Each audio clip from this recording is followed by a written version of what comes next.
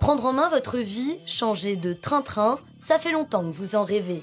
Et puis les années passent, défilent à une vitesse grand V, on regarde le compteur, et là paf, on a 30 ans, 40 ans, 50 ans, 60, bref, on se rend compte qu'on a vieilli, oui, mais on a mûri aussi. Vous vous sentez aujourd'hui bloqué dans votre ascension professionnelle ? Vous êtes un entrepreneur surmotivé à l'idée de monter votre propre business ? Vous en avez ras-le-bol d'être sous-rémunéré et vous ne souhaitez vivre que pour votre projet ? Vous manquez de reconnaissance au travail ? En tout cas, si vous êtes branché sur ce podcast, c'est que c'est déjà le bon moment pour changer de métier, pour changer de vie. Vous écoutez d'ailleurs Cocktail Gagnant, le podcast de la chaîne de fitness L'Orange Bleu qui va peut-être changer votre vie. Merci de nous suivre sur toutes les plateformes, Spotify, Deezer, l'appli Podcast Apple et YouTube. Très bonne écoute. Ravi d'être en compagnie de Thomas Defourneau. Bonjour Thomas. Bonjour Jolène.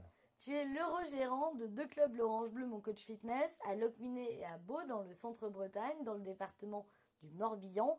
Alors toi, ton parcours, c'est d'avoir été tout d'abord adhérent avant de passer ton diplôme de coach et de devenir gérant de deux clubs L'Orange Bleu. Donc tu vas nous raconter tout ton parcours et cette histoire au cours de ce podcast. Mais avant cela, première question que je pose à tous nos invités, quel a été ton premier contact avec L'Orange Bleu ? Donc moi, le premier contact, ça a été en tant qu'adhérent sur la salle L'Orange Bleu de Cesson-Sévigné. Je venais du département de la Mayenne et dans le cadre d'un changement professionnel, j'ai été amené à déménager sur la Bretagne, donc sur Rennes, à Cesson-Sévigné exactement. Et il fallait absolument que je puisse retrouver une salle de remise en forme parce que je pratique la musculation déjà depuis plusieurs années. Et le but était de maintenir ma masse musculaire, puisque je fais de la musculation pour garder ma masse musculaire et pour prendre du poids en fait à la base. Et il était indispensable pour moi de pouvoir garder une activité physique.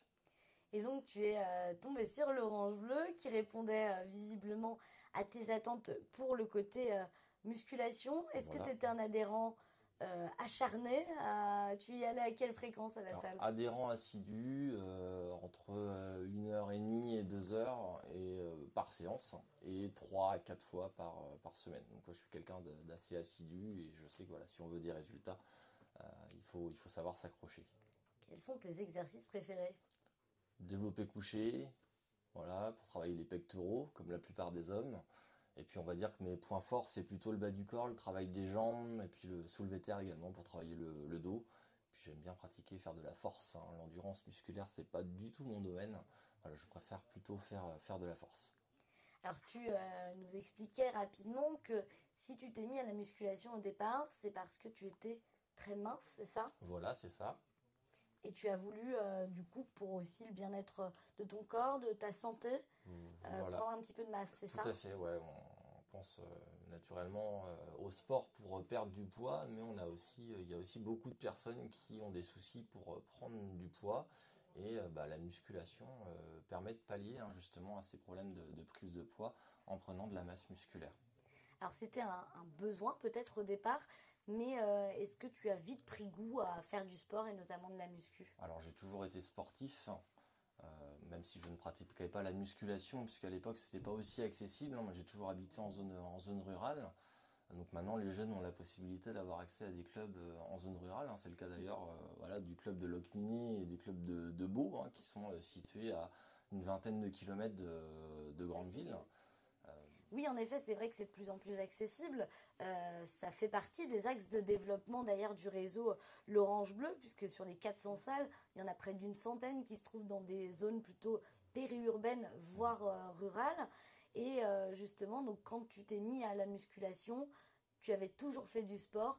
Donc c'était déjà un loisir, une passion, comment on pouvait le qualifier à l'époque? C'est un échappatoire aussi, de par mon passé professionnel. J'étais dans les assurances, donc j'avais besoin d'avoir une activité extérieure pour pouvoir extérioriser et puis oublier aussi les problèmes qu'on peut avoir, les problèmes du quotidien au travail. Donc c'était aussi une nécessité pour pouvoir se vider la tête, pouvoir rencontrer des gens également, et puis pouvoir faire une autre activité physique. La musculation, c'est une activité que je ne connaissais pas, que j'ai vraiment découvert. J'avais vraiment juste l'image, moi, des machines qu'on peut avoir la machine qu'on peut avoir à Decathlon pour faire les pectoraux, alors qu'une salle de sport, bah, c'est plein d'autres choses en fait, hein. Les appareils de cardio, les appareils de musculation spécifiques pour travailler les jambes, les pectoraux, les bras, etc. Donc ça, c'est des choses qui m'étaient totalement inconnues à l'époque. Alors tu y prends goût, et puis à un moment, tu as le déclic et tu te dis, pourquoi pas faire une reconversion? Voilà, Raconte-nous. j'ai une lassitude de mon ancien métier et est venue la réflexion, le temps de réflexion de savoir vers quel métier je pouvais me tourner. Et bah, avec le recul, je me suis dit voilà, ça fait quelques années que je pratique la musculation, donc pourquoi ne pas en faire mon métier? Étant sur Rennes en plus à l'époque, c'était beaucoup plus facile pour moi de pouvoir avoir accès à une école, puisque après il y a toute la partie logistique, donc cette partie logistique de se loger par exemple, bah, c'est une partie que je n'avais pas à gérer puisque j'étais sur place. Et étant adhérent à l'Orange Bleu, j'avais vu une publicité concernant le NCP, L'École nationale de la culture physique, voilà, c'est ça. qui est l'école de l'Orange Bleu, hein, Voilà, créée tout à fait. par le groupe. Et c'est comme ça que je suis rentré et que j'ai passé les concours pour rentrer auprès de l'ENCP et passer le diplôme d'éducateur sportif.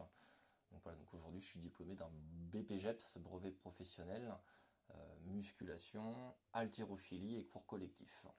Oui, puisque l'ENCP, pour ceux qui nous écoutent et qui ne connaîtraient pas, forme tout au long de l'année des jeunes et des moins jeunes. Voilà, ça peut être très bien aussi dans le cadre d'une reconversion.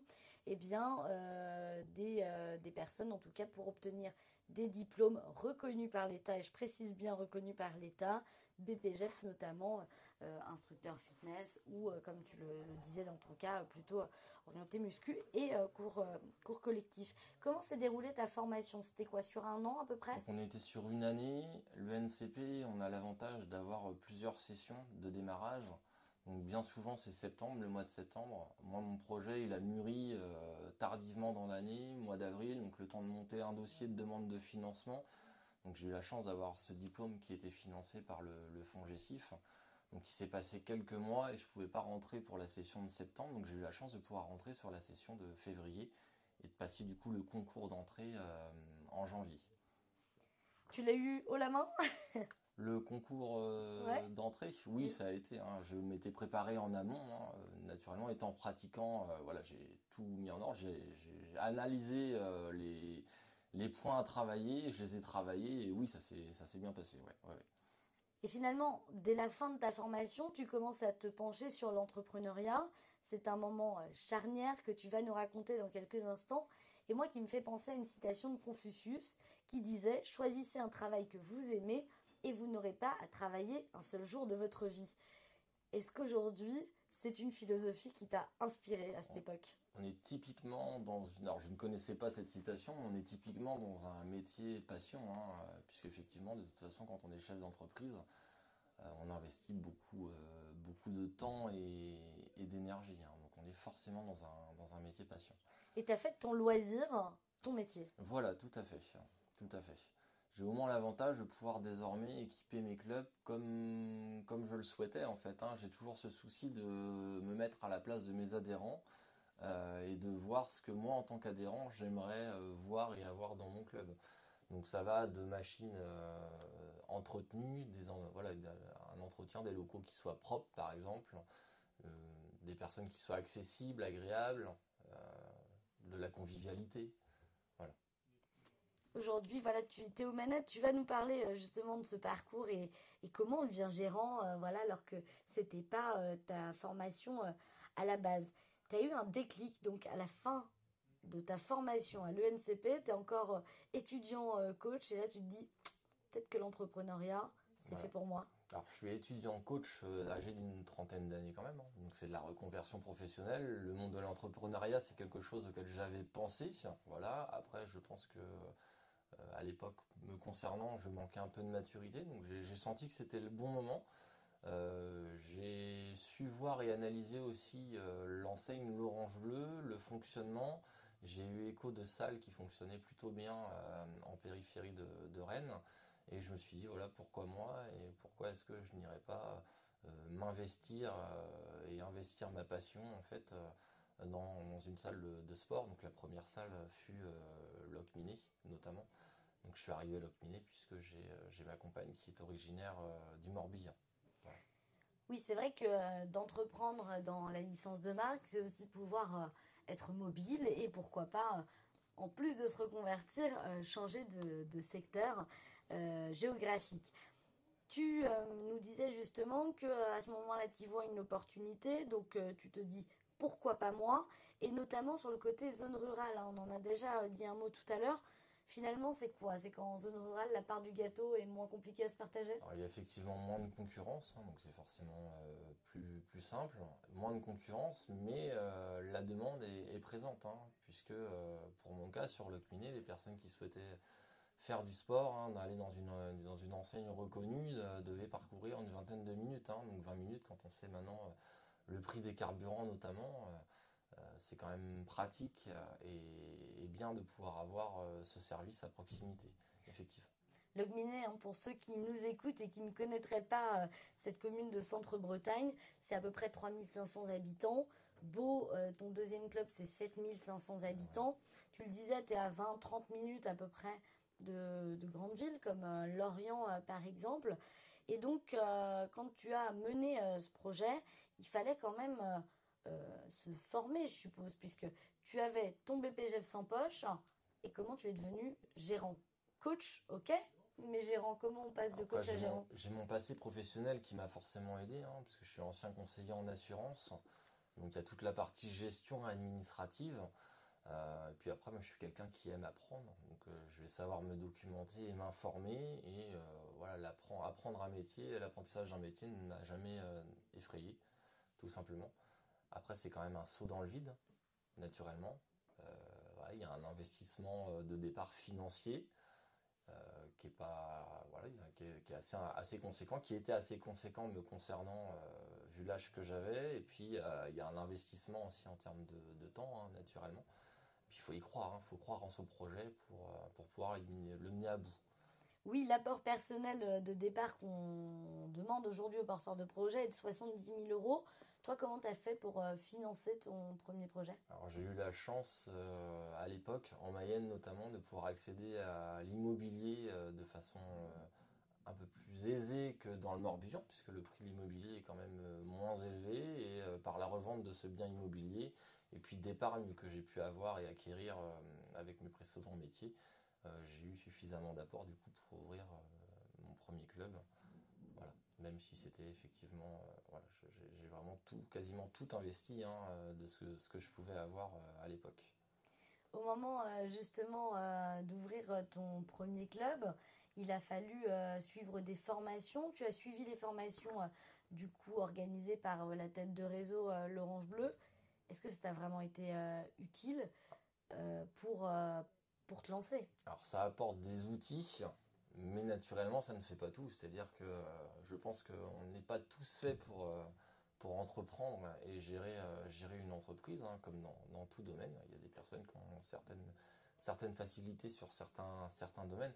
Donc ça a apporté naturellement les outils pour pouvoir réussir. Après, il faut quand même un minimum de volonté, un minimum d'investissement de notre part pour pouvoir avancer et pouvoir réussir. C'est une fonction assez touche à tout, finalement, Oui, gérant. oui. Tu fais On- quoi, toi, au quotidien? Moi, au quotidien, donc il y a la partie gestion, il y a la partie ressources humaines, hein, puisque je travaille avec des collègues. Hein. Donc il y a la partie recrutement qui est à gérer, il y a la partie maintenance également, entretien, puisque bah, forcément, comme dans tout locaux public, hein, on peut avoir une porte qui se ferme plus, une machine qui grince, donc il va falloir aller la huiler par exemple. Il y a une partie aussi, bah, il faut être commerçant également, hein, avoir le sens du contact, le sens du commerce, avoir du bagou. Voilà, ça va. Aimer discuter, aimer le contact avec les gens. Avoir un bon relationnel, Voilà. c'est important en effet, puisque bah, finalement, tu es un peu un commerçant local, Ouais, c'est ça. en étant en plus situé dans des communes. On est commerçant local. Hein. Je suis sous enseigne l'Orange Bleu, mais derrière cette enseigne, pour mon cas, c'est une URL. Voilà, donc, pour lequel je suis le seul gérant. Mais j'ai une petite URL avec un capital social, hein, comme pourrait avoir un commerce de proximité de vêtements ou salon de coiffure ou autre, par exemple. Juste quand même une question, tu m'en as pas parlé dans l'émission de ton quotidien, mais est-ce que tu donnes des cours parfois? Je donne quelques cours collectifs. Pour profiter d'être Voilà, diplômé c'est aussi le côté pratique. Alors coach. ça permet de ne pas perdre de pied et puis bah, ça permet de savoir aussi de quoi on parle. Quand il est utile et nécessaire de racheter du matériel, bah, ça me permet de me rendre compte s'il y a vraiment l'utilité d'investir dans tel ou tel appareil, s'il y a besoin par exemple de changer les steps, hein, ça a été le cas sur mon club récemment, hein, pour les cours de step, on essaie de se passer sur des steps moins hauts par exemple pour que ce soit plus confortable pour nos adhérents. Et puis ça permet de pallier aussi aux arrêts de travail, hein, ou aux congés, hein, naturellement, on travaille avec des personnes qui prennent leurs vacances, hein, c'est tout à fait normal. Voilà, et dans l'organisation d'une salle de sport, il est normal aussi, dans la mesure où c'est un service qu'on propose à nos adhérents, bah, que la salle elle ne ferme pas et qu'elle puisse rester ouverte même pendant les périodes de congé. Et il est utile du coup que moi je puisse remplacer mes collègues lorsqu'elles partent en congé. Est-ce que c'est justement un conseil que tu pourrais donner à quelqu'un qui souhaite se lancer, qui aime faire du sport et qui n'est pas diplômé coach, de passer au moins alors ce qu'on appelle le CQP pour se sécuriser, pour expliquer quand même avant que tu répondes à ma question. Le CQP, c'est le certificat de qualification professionnelle, instructeur fitness, qui est une certification qui est aussi reconnue par l'État dans le domaine du fitness en France, et il permet évidemment aux professionnels d'exercer en tant qu'instructeur dans les clubs, dans les salles de sport et de donner par exemple des cours collectifs. Est-ce que pour toi c'est un conseil que tu donnerais à quelqu'un qui serait prêt à faire un peu de coaching? Pour moi c'est même indispensable, hein. Aujourd'hui, même en termes de crédibilité pour faire une demande de financement auprès des banques, que de prouver qu'effectivement on est investi et que nous-mêmes on a la possibilité de pallier au remplacement d'un collègue qui serait absent pour congé ou pour arrêt maladie, hein, puisque aujourd'hui c'est quand même une prestation de service. Et si le service n'est pas donné, bah, on n'a plus de clients et on ne respecte pas le contrat de départ en fait, hein. C'est comme un boulanger qui ne saurait pas faire de pain par exemple, c'est exactement la même chose. Toi, tu as senti à un moment, justement, tu parlais par exemple pour l'obtention d'un prêt, tu as senti que face au banquier, ça faisait la différence? Oui, alors oui. Pour l'obtention du premier prêt, c'était extrêmement compliqué, hein, puisque c'était l'Ocmini, c'était la création d'un club, donc on vend de la promesse aux banquiers, hein. Je suis allé voir pas moins de 6 banques, hein. Sur 6 banques, il n'y en a qu'une qui m'a suivi, et ça s'est joué à pas grand-chose.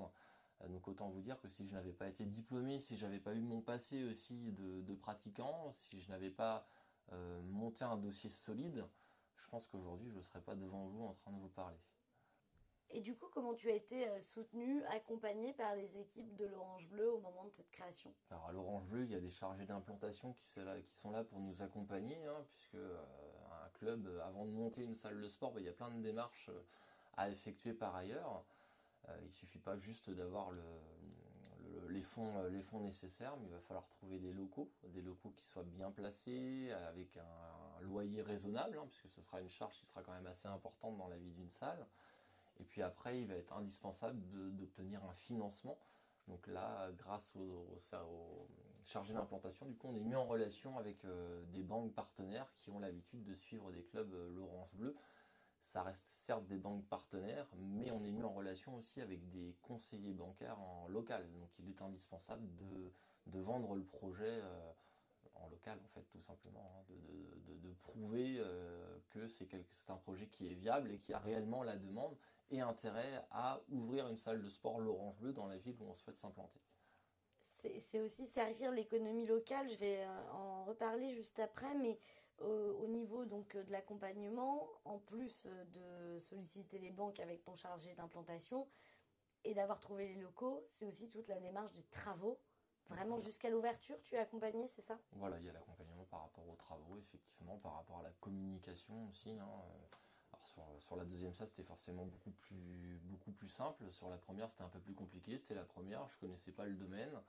Plein de choses que je ne connaissais pas. Comment monter une URL, par exemple. Euh, quelles sont, quelles sont les étapes pour monter, comment dire, au niveau de la partie administrative, hein, les documents qui sont à déposer en mairie, hein, les demandes de travaux, par exemple, à faire en mairie. Voilà, donc l'Orange Bleu est là vraiment pour nous accompagner de A à Z. C'est tout l'intérêt de passer par une licence de marque Plutôt que de se lancer que seul. de se lancer seul. Voilà, c'est ça. Tu penses qu'aujourd'hui, tu aurais pu mener ce projet seul, sans la licence de marque, justement? Alors, on peut tous le faire avec de la motivation. Après, je suis intimement convaincu que je n'aurais pas eu la réussite que j'ai aujourd'hui si j'avais monté mon dossier et mon ouverture de club seul. Voilà. Puisque aujourd'hui, il y a quand même la notoriété de la marque qui fait que les adhérents viennent nous rencontrer. Alors ça ne fait pas tout, il y a la qualité de service qui est proposée au sein du club, mais il faut quand même qu'il y ait cette première démarche de cet adhérent qui franchisse le pas de porte en fait. Et on a des personnes qui vont venir nous voir parce qu'ils ont vu la publicité par exemple à la télévision ou parce qu'ils ont déjà été inscrits dans d'autres clubs Orange Bleu par exemple. Oui, justement, c'est la force aussi d'avoir un réseau fortement implanté en plus en Bretagne, puisque Rennes est le premier lieu d'implantation et là où se trouve la tête de réseau de l'Orange Bleu. Pour toi, tu sens que c'est vraiment un point ultra positif d'avoir des salles. Est-ce que pour toi, c'est vraiment un point positif d'avoir un gros maillage territorial, notamment dans ta région Bah, en Bretagne? termes de notoriété, oui, effectivement. Et puis, bah, il y a quand même cette possibilité pour nos adhérents d'aller dans toutes les salles de France et même en dehors de la France, hein, notamment en Espagne. Donc, c'est quand même une vraie force pour nos adhérents. Est-ce que tu te souviens du jour de ton ouverture? Alors, Locminé a été ton premier club, donc je Ouais. parle de Locminé, où ça y est, tu as les clés, tu ouvres au public et tu es gérant de club. Voilà, oui, tout à fait. Donc, un moment très stressant, hein, puisqu'on démarre de zéro, hein, donc il y a tout à faire. Donc là, c'est beaucoup d'heures investies. Et puis, bah, comment dire, c'est les, Est-ce que tu as une anecdote? Tu as ouvert à quelle heure? Alors c'est 9h30 hein, l'ouverture du club. Naturellement, j'ai dû arriver, je crois, une heure avant l'ouverture du club. Donc après, je me rappelle encore du nom de la première adhérente, par exemple, hein. Voilà, donc j'ai son prénom, c'est Laura. Mais voilà. Elle est toujours Donc, adhérente? elle n'est plus adhérente aujourd'hui, hein, elle a changé de région géographique. Mais c'est forcément un prénom qui reste marqué, hein, puisque voilà, comme je disais tout à l'heure, c'est un gros investissement personnel euh, et on n'a pas le droit à l'échec, hein. Moi, je visais la réussite. Voilà. Il y avait du monde ce jour-là? Il y avait du monde, hein, effectivement. On avait fait une belle ouverture. Après, ça s'était réparti sur l'ensemble de la journée, hein. Mais pour mémoire, en 3 mois, 2-3 mois d'ouverture, on devait être 400 adhérents. Donc pour une zone comme Locminé, c'était énorme, hein. T'as vite atteint ton seuil de rentabilité. Le seuil de rentabilité a été atteint assez rapidement, effectivement. Ça, c'est sécurisant quand même quand on se lance, quand on est passé d'adhérent à gérant. Ça rassure et surtout on se dit je me suis pas trompé. C'était le bon projet, je suis allé au bon endroit, j'ai ouvert dans la bonne localité. Combien de temps il a fallu entre ton premier projet et le second? Alors, l'idée a mûri la première année, puisque mon deuxième club est situé sur une ville qui n'est pas très loin, qui est Beau. Donc, en termes d'organisation, c'est deux villes qui sont reliées par une 4 voies, donc c'est extrêmement simple de passer d'un club à un autre. Euh, donc après, l'ouverture, elle a été repoussée un peu plus tardivement du fait des fermetures administratives qu'on a pu subir, par rapport au Covid notamment. Donc c'est des clubs qui ont 3 ans d'écart. Qu'est-ce que tu dirais, puisque c'est ton parcours, à un adhérent, un pratiquant de fitness qui aimerait potentiellement se lancer dans l'entrepreneuriat et pourquoi pas ouvrir une salle l'Orange Bleu partout en France, enfin à son lieu De, choisi? de tenter sa chance, il faut se lancer hein, de toute façon. Si on ne fait pas, on ne sait pas. Donc voilà. Si on a vraiment cette envie d'entreprendre, si on a cette motivation, si on a la motivation, si on a de la détermination, il n'y a aucune raison que ça ne fonctionne pas. Est-ce qu'il y a un moment qui a été particulier pour toi dans tout ce parcours? Puisque je le rappelle, tu étais adhérent, tu as passé ton diplôme de coach et tu es aujourd'hui gérant et tout ça en seulement quelques années. Voilà, alors je vais revenir sur la demande de financement notamment. J'ai expliqué que pour Locminé, c'était extrêmement difficile d'obtenir un financement puisque sur 6 banques, je n'ai qu'une banque qui m'a suivi. Par contre, à l'inverse, pour Beau, ça a été l'opposé. C'est-à-dire que là, c'est les banques qui vous déroulent le tapis rouge. C'était trop beau. Voilà. C'était trop beau, voilà, pour le jeu de mots, tout à fait. Ouais, voilà, tout à fait. On va clôturer justement ce podcast, Thomas, avec ton cocktail gagnant. Voilà, c'est le nom du podcast. Et alors, je vais te demander de nous faire ton cocktail gagnant avec 3 mots qui font que pour toi, on peut passer aujourd'hui d'adhérent à gérant l'Orange Bleu. Alors, de la motivation, de l'audace, il faut avoir du culot, et de la détermination. Et normalement, avec ces trois mots, on a le cocktail gagnant. Merci beaucoup, Thomas, d'avoir été avec nous. Merci à vous d'avoir écouté ce podcast, le podcast qui va peut-être changer votre vie dans le futur. On vous donne rendez-vous dans 2 semaines pour un nouveau cocktail gagnant sur toutes vos plateformes de podcast préférées. Et d'ici là, n'oubliez pas, c'est à vous de réveiller l'entrepreneur qui sommeille en vous.